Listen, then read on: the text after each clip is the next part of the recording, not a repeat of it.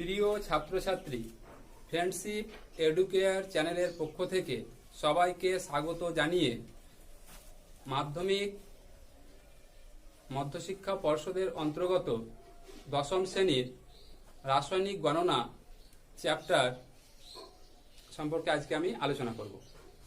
তো আলোচনা করার প্রথমে আমরা দেখতে পাচ্ছি কি রাসায়নিক গণনা বা কেমিক্যাল ইকুয়েশন। তো আজকে আমার আলোচ্য বিষয় রাসায়নিক বিক্রিয়া কি, বিক্রিয়াত পদার্থ কাকে বলে, ভরের নিত্যতা সূত্র কি, আপেক্ষিক ঘনত্ব বা বাষ্প ঘনত্ব কি, প্রমাণ ঘনত্ব কি, ওদের মধ্যে কি সম্পর্ক আছে সেই সম্পর্কে আজকে আমি আলোচনা করব। তাহলে রাসায়নিক গণনা, গণনা মানে আমরা কি বুঝি, ক্যালকুলেশন বা কোনো কিছু বের করা। তো রাসায়নিক গণনা আলোচনা করার পূর্বে আগে আমাদের জানতে হবে রাসায়নিক বিক্রিয়া কি। তো রাসায়নিক বিক্রিয়া বা রাসায়নিক বিক্রিয়া কাকে বলে? তো রাসায়নিক বিক্রিয়া হচ্ছে দুই বা ততোধিক পদার্থ থেকে যদি নতুন পদার্থ উৎপন্ন হয় সেই প্রক্রিয়াকে বা পদ্ধতিকে বলা হয় রাসায়নিক বিক্রিয়া। দুটো পদার্থ পরস্পর বিক্রিয়া করে যে নতুন পদার্থ উৎপন্ন হয় সেই প্রক্রিয়াকে বলা হয় রাসায়নিক বিক্রিয়া। বা এটাও বলতে পারি কোনো রাসায়নিক পদার্থ অর্থাৎ একটি পদার্থ থেকে একাধিক পদার্থ উৎপন্ন হতে পারে, সেই বিক্রিয়াকে আমরা কি বলতে পারি, সেই প্রক্রিয়াকে আমরা কি বলতে পারি, রাসায়নিক বিক্রিয়া। যেমন মনে করো এ আর বি এরা পরস্পর যুক্ত হয়ে উৎপন্ন করেছে মনে করো সি এবং ডি, এটা আমরা একটা রাসায়নিক বিক্রিয়া বলতে পারি। যেমন একটা উদাহরণ, সোডিয়াম হাইড্রোক্সাইড অর্থাৎ যেটাকে আমরা ক্ষার হিসাবে জানি, এর সঙ্গে মনে করো আমরা হাইড্রোক্লোরিক অ্যাসিড মিশিয়েছি HCl, তাহলে এখানে কি উৎপন্ন হবে, NaCl প্লাস কি উৎপন্ন হবে, জল। তাহলে এটা একটা কি, এটা হচ্ছে একটা রাসায়নিক বিক্রিয়া।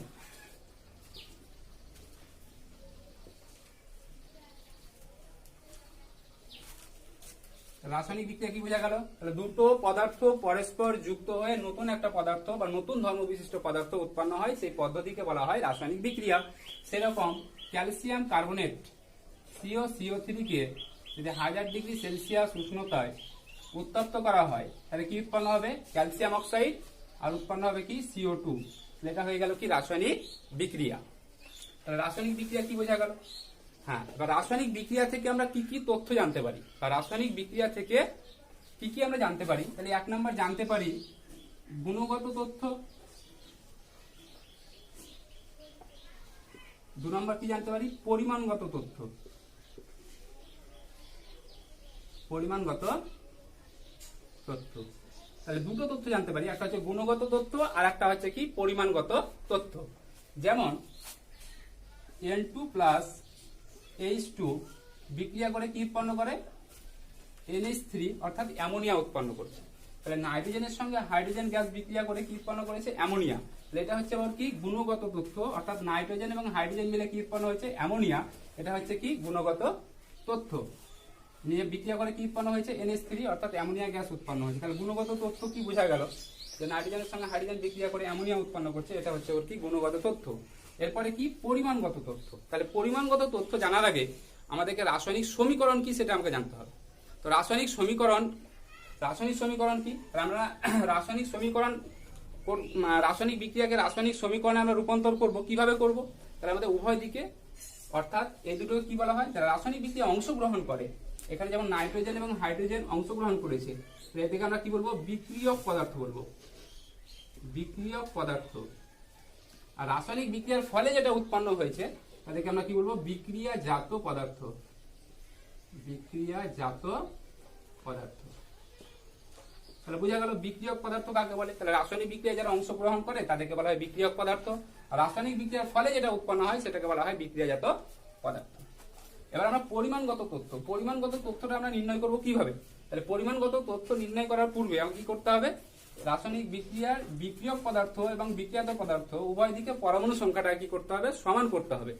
কিভাবে করব, নাইট্রোজেন প্লাস হাইড্রোজেন বিক্রিয়া করে কি উৎপন্ন হলো, অ্যামোনিয়া NH3। তাহলে এটা হচ্ছে একটা কি রাসায়নিক বিক্রিয়া। এটাকে আমরা রাসায়নিক সমীকরণ কখন বলবো, যদি বিক্রিয়াজাত পদার্থ এবং বিক্রিয়ক পদার্থ উভয় দিকে পরমাণু সংখ্যাটা কি হয়, সমান হয়, তখন সেটাকে রাসায়নিক বিক্রিয়া না বলে কি বলা হয়, রাসায়নিক সমীকরণ বলা হয়। কি বলা হয়, রাসায়নিক সমীকরণ। ইংরেজিতে কি বলা হয়, কেমিক্যাল ইকুয়েশন, কেমিক্যাল ইকুয়েশন বা রাসায়নিক সমীকরণ। রাসায়নিক সমীকরণ কি উভয় দিকে পরমাণু সংখ্যাটাকে সমান করতে হবে। তাহলে এখানে আমরা দেখতে পাচ্ছি নাইট্রোজেনের কটা পরমাণু আছে, দুটো, আর বিক্রিয়াতে নাইট্রোজেনের পরমাণু আছে একটা। তাহলে অ্যামোনিয়ার আগে কত দিব, 2 দিব। তাহলে 2 দিলে নাইট্রোজেনের দুটো পরমাণু হয়ে গেল, 2 দেওয়ার কারণে হাইড্রোজেন কত হলো, 6টা। তাহলে অবশ্যই এখানে কি করতে হবে, হাইড্রোজেনের আগে 3 দিতে হবে। তাহলে 3 দুগুণে কত হলো, 6। তাহলে তখন এটাকে আমরা কি বলবো, রাসায়নিক সমীকরণ বলবো। একটা উদাহরণ, যেমন হাইড্রোজেন এবং ক্লোরিন গ্যাস সূর্যালোকের উপস্থিতিতে বিক্রিয়া করে। সূর্যালোক অর্থাৎ সূর্যের উপস্থিতিতে বিক্রিয়া করে কি উৎপন্ন করে, HCl উৎপন্ন করে, আর হাইড্রোজেন ক্লোরাইড গ্যাস উৎপন্ন করে। তাহলে এটা আমরা ব্যালেন্স করতে গেলে এখানে দিয়ে দিলাম, কত দিলাম, 2 দিলাম। 2 দেওয়ার কারণে হাইড্রোজেন কত হলো, 2, এবং ক্লোরিন কত হয়ে গেল, দেখো 2। এটা দেখো ব্যালেন্স। তখন এগুলোকে আমরা কি বলছি, রাসায়নিক সমীকরণ বলছি। তাহলে রাসায়নিক সমীকরণ কি বোঝা গেল, তাহলে বিক্রিয়ক এবং বিক্রিয়ত পদার্থের উভয় দিকে পরমাণু সংখ্যাটাকে সমান করার পর যেটা আমরা পাই, তখন সেটাকে আমরা কি বলি, রাসায়নিক সমীকরণ। তো রাসায়নিক সমীকরণ থেকে কি কি গুণগত তথ্য পাই, দেখো, বা পরিমাণগত তথ্য আমরা কি কি পাবো। তাহলে এখন দেখো এখানে আমরা বলতে পারি নাইট্রোজেনের পারমাণবিক ভর কত, 14। তাহলে 14 ইন্টু কত হবে, 2 সমান কত বলতে পারি, 28 গ্রাম নাইট্রোজেন 3 ইন্টু 1 ইন্টু 2। কারণ হাইড্রোজেনের পারমাণবিক ভর হচ্ছে 1, কটা পরমাণু হচ্ছে, দুটো, কটা এখানে অণু বোঝাচ্ছে, 3টে। তাহলে এখানে আমরা পাবো, দেখো 3 দুগুণে কত হয়ে যাবে, 6 গ্রাম হাইড্রোজেন বিক্রিয়া করে 2 ইন্টু 14 প্লাস 1 গণিত কত হবে, 3, সমান 2 ইন্টু 14 প্লাস 3 সমান হয়ে যাবে 2 গণিত 17 সমান হবে কত, 34 গ্রাম। এখানে আমরা বলতে পারি দেখো 28 গ্রাম নাইট্রোজেন 6 গ্রাম হাইড্রোজেন বিক্রিয়া করে 34 গ্রাম কি উৎপন্ন করেছে, অ্যামোনিয়া গ্যাস উৎপন্ন করেছে। তাহলে এটা আমরা পরিমাণগত তথ্য জানতে পারছি, বা এখানে ভরের যে সম্পর্ক বা ওজনের যে সম্পর্ক সেটা আমরা দেখতে পাচ্ছি। তো এটা হয়ে গেল পরিমাণগত তথ্য। আমরা এটাও বলতে পারি দেখো যে 1 মোল নাইট্রোজেন কত মোল হাইড্রোজেনের সঙ্গে বিক্রিয়া করেছে, 3 মোল হাইড্রোজেনের সঙ্গে বিক্রিয়া করে কত মোল অ্যামোনিয়া গ্যাস উৎপন্ন করেছে, 2 মোল অ্যামোনিয়া গ্যাস উৎপন্ন করেছে। আমরা জানি এসটিপিতে 1 মোল যে কোনো গ্যাসের আয়তন কত হয়, 22.4 লিটার। আয়তন হিসাবে দেখো আমরা বলতে পারি 22.4 লিটার নাইট্রোজেনের সঙ্গে 3 ইন্টু 22 কত হবে, 4 লিটার হাইড্রোজেন গ্যাস বিক্রিয়া করে 2 ইন্টু 22.4 লিটার কি উৎপন্ন করেছে, অ্যামোনিয়া গ্যাস উৎপন্ন করেছে। তাহলে এগুলো সবগুলো হয়ে গেল কি, পরিমাণগত তথ্য। তাহলে আমরা কি কি শিখলাম আজকে, তাহলে আমরা প্রথমে কি কি দেখলাম, যে রাসায়নিক বিক্রিয়া কাকে বলে, রাসায়নিক সমীকরণ কাকে বলে, বিক্রিয়ক পদার্থ কি, বিক্রিয়াত পদার্থ কি। এরপরে আছে দেখো বিজ্ঞানী ল্যাভোসিয়ে, তিনি কি বলবেন, যে বিক্রিয়ক পদার্থের মোট ভর এবং বিক্রিয়ত পদার্থের মোট ভরটা কি হবে, সমান হবে। তাহলে বিজ্ঞানী ল্যাভোসিয়ে 1774 সালে তিনি একটা সূত্র দিবেন, যেটাকে বলা হয় কি, ভরের নিত্যতা সূত্র। ভরের নিত্যতা সূত্র। সেই সূত্রে কি বলা হয়েছে, বিক্রিয়ক পদার্থের মোট ভর এবং বিক্রিয়ত পদার্থের মোট ভরটা কি হবে, সমান হবে। তাহলে আমরা বলতে পারি দেখো, কারণ নাইট্রোজেন আমরা দেখেছিলাম ভর কত দেখেছিলাম, 28 গ্রাম, আর হাইড্রোজেনের ক্ষেত্রে আমরা ভর কত দেখেছিলাম, 3 ইন্টু 1 ইন্টু কত পেয়েছিলাম, 3, 2। তার মানে কত হবে, 28 প্লাস কত হবে, 6 সমান কত হবে, 34 গ্রাম। তার মানে এটা এই দুটোকে আমরা কি বলতে পারি, বিক্রিয়ক পদার্থ বলতে পারি। কি বলতে পারি, বিক্রিয়ক পদার্থ। তাহলে বিক্রিয়ক পদার্থের মোট ভর এবং বিক্রিয়ত পদার্থের দেখো মোট ভরটা কি হচ্ছে, সমান হচ্ছে। তাহলে 14 ইন্টু 1 ইন্টু কত হবে, 3, 2। নাইট্রোজেনের জন্য কত পেলাম, 14। হাইড্রোজেনের পারমাণবিক ভর কত, 1 গণিত কত হবে, 3। তাহলে 2 গণিত কত হবে, 17 সমান হবে 34। তাহলে বিজ্ঞানী ল্যাভোসিয়ে তার ভরের নিত্যতা সূত্রে কি বলেছেন, যে বিক্রিয়ক পদার্থের মোট ভর এবং বিক্রিয়ত পদার্থের মোট ভরটা কি হবে, সমান হবে। ঠিক আছে, তাহলে ভরের নিত্যতা সূত্র বোঝা গেল। এরপরে বিজ্ঞানী আইনস্টাইন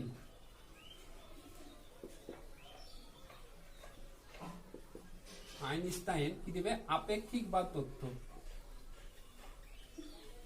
আপেক্ষিকবাদ তাহলে বিজ্ঞানী আইনস্টাইন আপেক্ষিকবাদ তথ্যে তিনি কি বলেছেন, যে ভরকে শক্তিতে রূপান্তর করা যায় বা শক্তিকে ভরে রূপান্তর করা যায়। অর্থাৎ ভর এবং শক্তি পরস্পরের কি, রূপান্তর যোগ্য রাশি। অর্থাৎ আমরা বলতে পারি ভরকে আমরা কি করতে পারি, শক্তিতে রূপান্তর করতে পারি, অথবা শক্তিকে আমরা ভরে রূপান্তর করতে পারি। সেটা কে দিয়েছিল, বিজ্ঞানী আইনস্টাইন। এবং তিনি একটা সমীকরণ দিবে, সেই সমীকরণটা কি বলা হয়, সেই সমীকরণটা হচ্ছে কি, E সমান mc স্কয়ার। তাহলে ই মানে এখানে কি, এখানে ই মানে হচ্ছে এনার্জি বা আমরা বলতে পারি কি শক্তি, আর এম মানে হচ্ছে কি আমরা বলতে পারি বস্তুর ভর, মাস, মাস মানে হচ্ছে ভর, ই মানে এনার্জি শক্তি, আর সি হচ্ছে শূন্য মাধ্যমে আলোর বেগ, শূন্য মাধ্যমে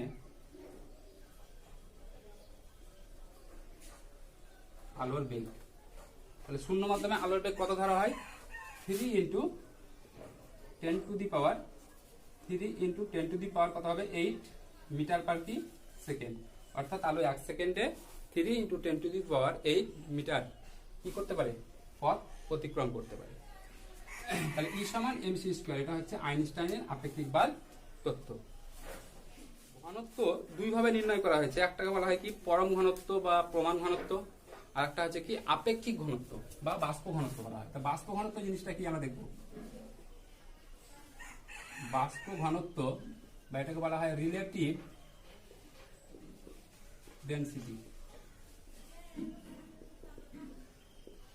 আপেক্ষিক ঘনত্ব বা বাষ্প ঘনত্ব নির্ণয় করা হয়েছে হাইড্রোজেন গ্যাসের সাপেক্ষে। তাহলে বাষ্প ঘনত্ব কি বা কাকে বলে আমরা কি বলবো, তাহলে কোনো গ্যাসের ভর একই চাপ ও উষ্ণতায়, শর্তটা হচ্ছে একই চাপ ও উষ্ণতায় কোনো গ্যাসের ভর সমায়তন হাইড্রোজেন গ্যাসের ভরের তুলনায় যত গুণ ভারী, সেই তুলনামূলক সংখ্যাটাকে বলতে পারি আমরা ওই গ্যাসের বাষ্প ঘনত্ব। তাহলে আমরা বলতে পারি দেখো বাষ্প ঘনত্বকে ডি দিয়ে প্রকাশ করা হয়, তাহলে বাষ্প ঘনত্ব সমান আমরা বলতে পারি কোনো গ্যাসের ভর, আমরা এটা ডাইরেক্ট বলতে পারি ভি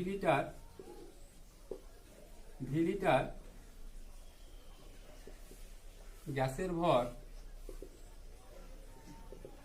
ভি লিটার কোনো গ্যাসের ভর, যে কোনো গ্যাস হতে পারে, অক্সিজেন হতে পারে, হাইড্রোজেন হতে পারে, নাইট্রোজেন হতে পারে, ভি লিটার কোনো গ্যাসের ভর ডিভাইডেড বাই কি বলবো ভি লিটার H2 গ্যাসের ভর।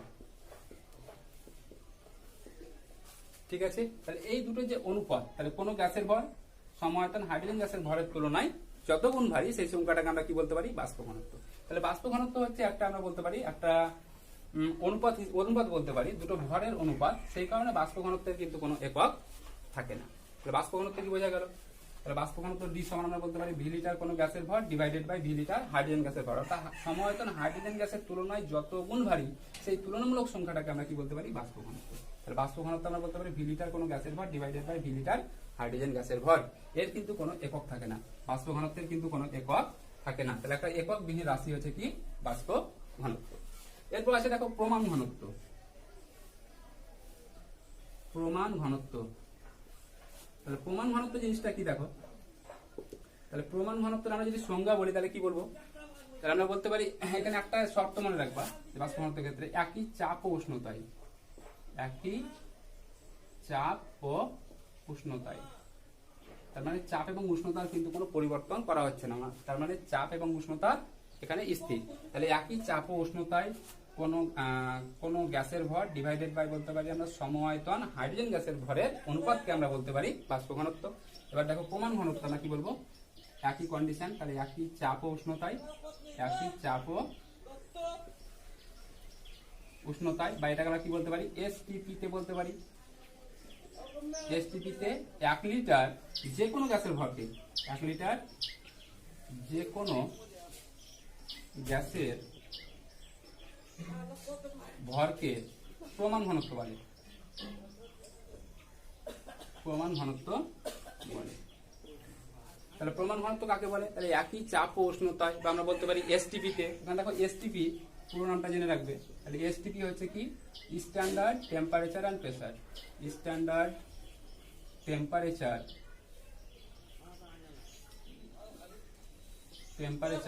And pressure, standard temperature and pressure. তাহলে প্রমাণ ঘনত্ব কাকে বলে, তাহলে একই চাপ ও উষ্ণতায় বা এসটিপি তে 1 লিটার যে কোনো গ্যাসের ভরকে আমরা কি বলতে পারি প্রমাণ ঘনত্ব। আমরা যদি উদাহরণস্বরূপ বলতে পারে, যেমন উদাহরণস্বরূপ আমরা যদি বলতে পারি, তাহলে আমরা বলতে পারি 1 লিটার H2 গ্যাসের ভর বা H2 গ্যাসের আমরা বলতে পারি প্রমাণ ঘনত্ব। প্রমাণ ঘনত্ব সমান কত হবে 0.089 কি হবে লিটার পার, না সরি গ্রাম পার কি হবে লিটার, গ্রাম পার লিটার। তার মানে 1 লিটার হাইড্রোজেন গ্যাসের ভর হবে কত 0.089 গ্রাম, বা এর প্রমাণ ঘনত্ব হয়ে গেল 0.089 গ্রাম পার কি হবে লিটার। ঠিক আছে, এরপরে দেখো বাষ্প ঘনত্ব এবং প্রমাণ ঘনত্বের মধ্যে কি সম্পর্ক আছে।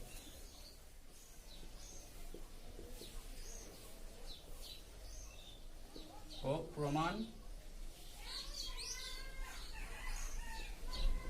ঘনত্বের সম্পর্ক। তাহলে আমরা দেখলাম যে বাষ্প ঘনত্ব সমান আমরা কি বলতে পারি, বাষ্প ঘনত্ব সমান আমরা বলতে পারি ভি লিটার কোনো গ্যাসের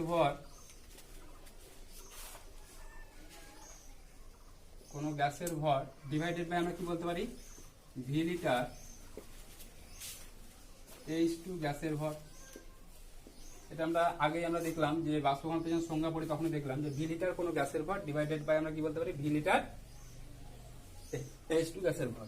তার মানে দেখো বি কে ভি দিয়ে যদি ভাগ করি আমরা বলতে পারি দেখো 1 লিটার কোনো গ্যাসের ভর ডিভাইডেড বাই কি বলবো 1 লিটার H2 গ্যাসের ভর। অর্থাৎ লব এবং হরকে বি দিয়ে ভাগ করা হয়েছে, তাহলে বি কে ভি দিয়ে ভাগ করলে কত পাবো 1 পাবো। তাহলে আমরা বলতে পারি দেখো 1 লিটার কোনো গ্যাসের ভর ডিভাইডেড বাই 1 লিটার H2 গ্যাসের ভর।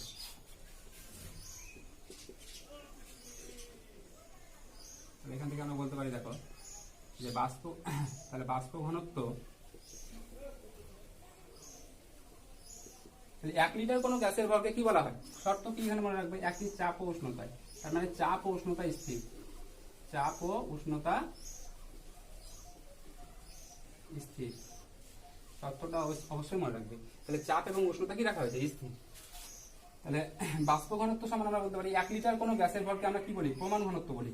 কি বলি প্রমাণ ঘনত্ব। এখন আমরা সংজ্ঞা পড়লাম যে এসটিপিতে 1 লিটার কোনো গ্যাসের ভরকে কি বলা হয় প্রমাণ ঘনত্ব বলা হয়।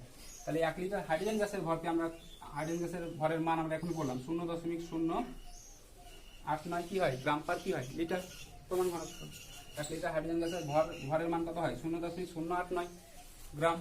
তার মানে দেখো এখান থেকে আমরা বলতে পারি দেখো প্রমাণ ঘনত্ব সমান আমরা কি বলতে পারি বাষ্প ঘনত্ব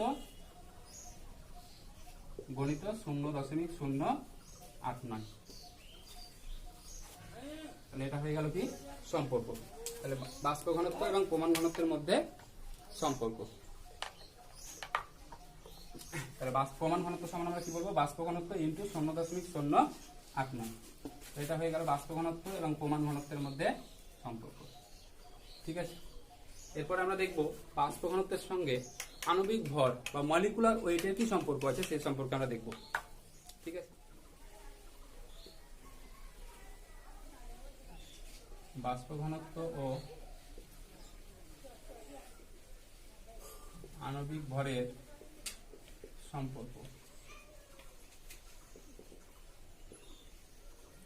বাষ্প ঘনত্ব ও আণবিক ভরের মধ্যে সম্পর্ক কি আছে সেটা আমরা দেখব।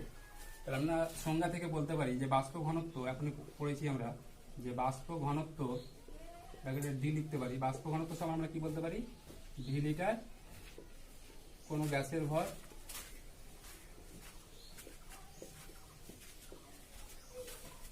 গ্যাসের ভর ডিভাইডেড বাই কি বলতে পারি ভি লিটার H2 গ্যাসের ভর। আমরা সংজ্ঞা থেকে পেয়েছি যে বাষ্প ঘনত্ব সমান ভি লিটার কোনো গ্যাসের ভর divided by V litre hydrogen গ্যাসের ভর। আমরা অ্যাভোগাড্রো প্রকল্প পড়েছি গ্যাসের চ্যাপ্টারে আমরা পড়েছি অ্যাভোগাড্রো প্রকল্প। সাপোজ এই পাত্রে মনে করো গ্যাস রাখা হয়েছে ভি আয়তন, এই পাত্রে রাখা হয়েছে কি ভি আয়তন বা ভি লিটার গ্যাস রাখা হয়েছে। সেখানে মনে করো ভি লিটার আয়তনে মনে করো এন সংখ্যক কি আছে অণু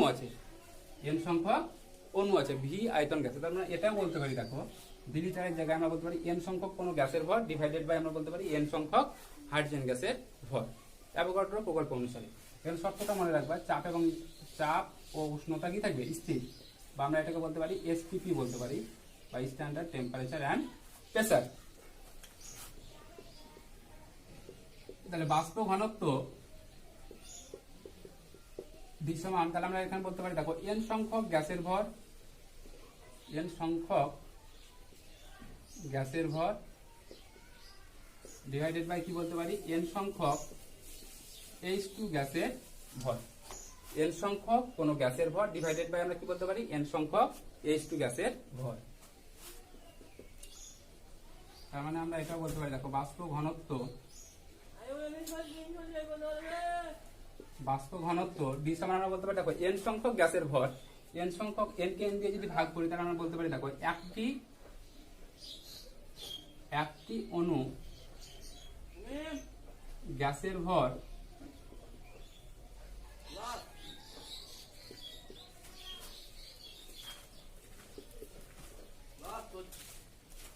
একটি অণু H2 গ্যাসের ভর, একটি অণু গ্যাসের ভর ডিভাইডেড বাই একটি অণু H2 গ্যাসের ভর।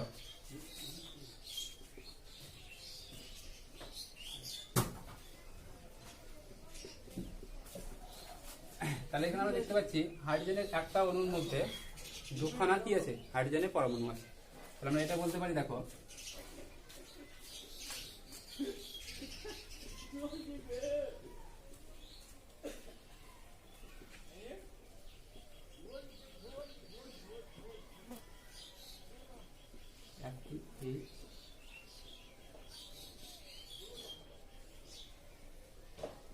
এটাকে আমরা একটু সাজিয়ে নিলাম, যেহেতু হাইড্রোজেন হচ্ছে দ্বিপরমাণবিক, অর্থাৎ হাইড্রোজেনের একটা অণুর মধ্যে দুটো কি আছে, পরমাণু আছে। তাহলে এটাকে আমরা এইভাবে লিখতে পারি, দেখো 1/2, এই 2টা আসলো কোথা থেকে, যেহেতু হাইড্রোজেনের একটা অণুর মধ্যে দুখানা কি আছে, পরমাণু আছে। তাহলে এটাকে আমরা বলতে পারি 1/2 ইন্টু বলতে পারি, দেখো একটি গ্যাসের ভর ডিভাইডেড বাই একটি হাইড্রোজেন পরমাণুর ভর, অর্থাৎ হাইড্রোজেনকে পরমাণুতে এখানে রূপান্তর করা হয়েছে। আমরা দেখতে পাচ্ছি একটা অণুর মধ্যে দুখানা পরমাণু আছে। তাহলে লিখতে পারি, আমরা ক্লাস 9-এ শিখেছিলাম যে একটা অণু গ্যাসের ভর একটা হাইড্রোজেন পরমাণু ভরের তুলনায় যত গুণ ভারী সেটাকেই বলা হয় কি, আণবিক ভর। তাহলে আমরা বলতে পারি কোনো মৌলিক বা যৌগিক পদার্থের একটা অণুর ভর একটা হাইড্রোজেন পরমাণুর ভরের তুলনায় যত গুণ ভারী সেটাকেই বলা হয় কি, আণবিক ভর। তাহলে এইটাকে টোটালটাকে আমরা কি বলতে পারি, আণবিক ভর বলতে পারি। আমরা বলতে পারি, দেখো বাষ্প ঘনত্ব ডি ইজিক্যাল টু কত বলতে পারে, হাফ ইন্টু কি বলতে পারি, আণবিক ভর। আণবিক ভরকে ইংরেজিতে কি বলা হয়, আণবিক ভরকে ইংরেজিতে বলা হয় মলিকুলার ওয়েট, সেই কারণে এটাকে এম দিয়ে প্রকাশ করা হয়। তাহলে এখানে আমরা বলতে পারি, দেখো এম ইজিক্যাল টু কত হবে, তাহলে আণবিক ভর সমান আমরা বলতে পারি, দেখো আণবিক ভর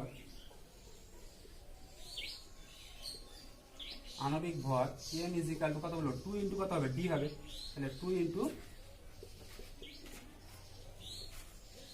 বাষ্প ঘনত্ব ডি। আমরা কি পেলাম, আণবিক ভর সমান 2 ইন্টু কি, বাষ্প ঘনত্ব। তাহলে এটা হয়ে গেল আণবিক ভরের সঙ্গে বাষ্প ঘনত্বের কি সম্পর্ক আছে সেটা পুরো নোট করে নাও। হ্যাঁ, তাহলে আমরা রাসায়নিক গণনা চ্যাপ্টার পর্ব 1 নিয়ে আমরা আলোচনা করলাম। এরপর দ্বিতীয় পর্বে এখান থেকে যে গাণিতিক যে প্রশ্নগুলো আছে সেগুলো আলোচনা করব।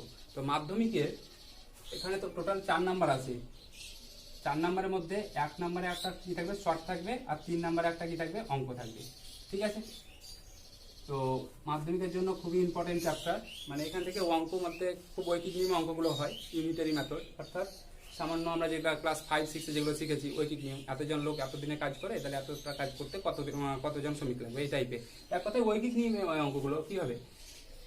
তো তোমাদের মেনলি এই চ্যাপ্টার আরো যেটা ডিটেলসে শিখতে হবে সেটা হচ্ছে তোমার কি, রাসায়নিক সমীকরণ, অর্থাৎ রাসায়নিক বিক্রিয়া তো লিখতেই হবে, তার সঙ্গে রাসায়নিক সমীকরণ অর্থাৎ সমতা বিধান তোমাদেরকে ভালোভাবে শিখতে হবে। তাহলে সমতা বিধান হওয়ার পরেই তাহলে তুমি পুরোটাই এই চ্যাপ্টারে যে অঙ্কগুলো আছে সেই অঙ্কগুলো সলভ করতে হবে। তো ঠিক আছে, তো রাসায়নিক গণনা চ্যাপ্টার প্রথম পর্বের আজকে এই পর্যন্তই, দ্বিতীয় পর্ব আবার আসছে।